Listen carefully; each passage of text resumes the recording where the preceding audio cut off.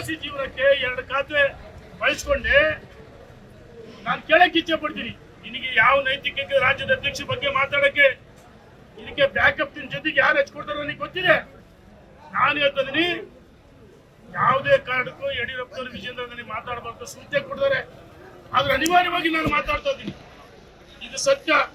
ಯಾವತ್ತು ಯಡಿಯೂರಪ್ಪನವರು ವಿಜೇಂದ್ರ ಕೀಳ್ಮಟ್ಟ ರಾಜಕಾರಣ ಮಾಡಲ್ಲ, ನನಗೆ ಯಾವತ್ತೂ ಇಂಥ ಹೇಳಿಕೆ ಕೊಡಂತ ಹೇಳಲ್ಲ. ಅದ್ರ ನೋವಾಗಿ ನಾನು ಶಾಸಕರಾಗಿದ್ದೀನಿ, ಮನುಷ್ಯನ ವ್ಯಕ್ತಿ ಜೊತೆಗೆ ಯಾವುದೇ ಶಾಸಕರು ಫೋನ್ ಕರೆ ಸ್ವೀಕಾರ ಮಾಡ್ತಿರಲಿಲ್ಲ.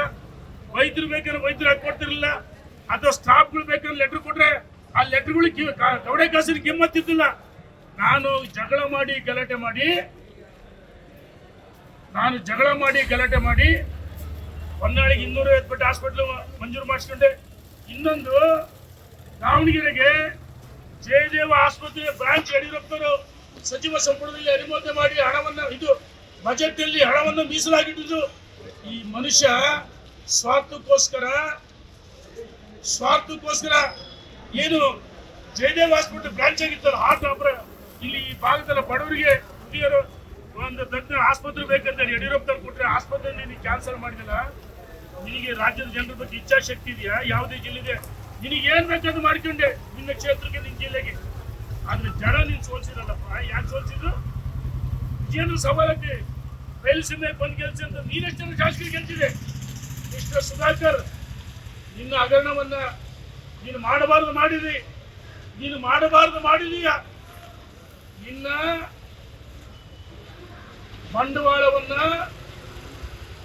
ಮಾಡಬಾರದು ಮಾಡಿ, ನಾನು ಈಗ ಹೇಳ್ತೀನಿ, ಮಾಡಬಾರದು ಮಾಡಿದಲ್ಲಪ್ಪ ಸುಧಾಕರ. ಮಿಸ್ಟರ್ ಸುಧಾಕರ, ನಿನ್ನ ಅವಾಂತರಗಳನ್ನ ನಾನು ಹೇಳ್ಬೇಕಾಗತ್ತೆ. ಇನ್ನೊಂದ್ಸರಿ ಯಡಿಯೂರಪ್ಪರ ವಿಜೇಂದ್ರ ಬಗ್ಗೆ ಟೀಕೆ ಮಾಡಿದ್ರೆ ವಿಜೇಂದ್ರ ಬದಲಾಯಿಸ್ಬಿಡ್ಬೇಕು. ಏನ್ ನಿಮ್ಮ ವಿಜೇಂದ್ರ ಯಾವತ್ತಾದ್ರೂ ನನ್ನ ಮನೆ ಆಸ್ತಿ ಅಂತ ಹೇಳ್ಕೊಂಡವ್ರ? ಯಡಿಯೂರಪ್ಪನವ್ರು ಹೇಳಿದ್ರ? ಯಡಿಯೂರಪ್ಪ ಇಡೀ ಪ್ರಾಣವನ್ನ ಭಾರತೀಯ ಜನತಾ ಪಾರ್ಟಿಗೋಸ್ಕರ ಮುಡುಪಾಗಿಟ್ಟಿದ್ರು. ವಿಜೇಂದ್ರ ರಾಜ್ಯಾಧ್ಯಕ್ಷ ಮಾಡಿದ ವರಿಷ್ಠರು.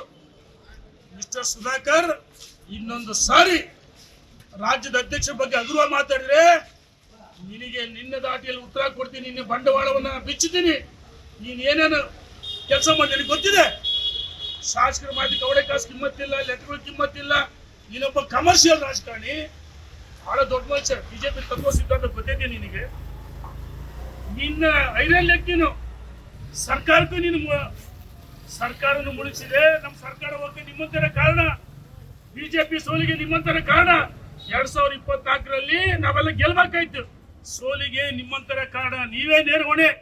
ಇನ್ನೊಂದು ಸಾರಿ ವಿಜೇಂದ್ರ ಬಗ್ಗೆ ಮಾತಾಡಿದ್ರೆ ಸಹಿಸಲ್ಲ ಅಂತ ಎಚ್ಚರಿಕೆಯನ್ನು ಕೊಡ್ತಾ ಇದೀನಿ. ಇನ್ನೊಬ್ಬ ಹರಿಹರದ